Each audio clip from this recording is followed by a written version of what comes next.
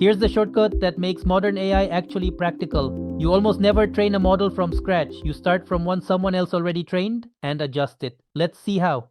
Training a big model takes enormous data and enormous computing power. So people do that once, the expensive part, and then share the finished weights. Sites like Hugging Face hold millions of ready-made models free to grab. Need to predict sales? Grab a ready sales model, feed it your own numbers, and get predictions straight away. No training on your site at all. But what if it's close, yet not quite yours?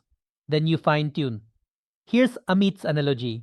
The model you found makes tea, but you drink coffee. So you take the tea model, show it some coffee, and gently nudge its weights until it makes coffee. Same base, adjusted to your taste.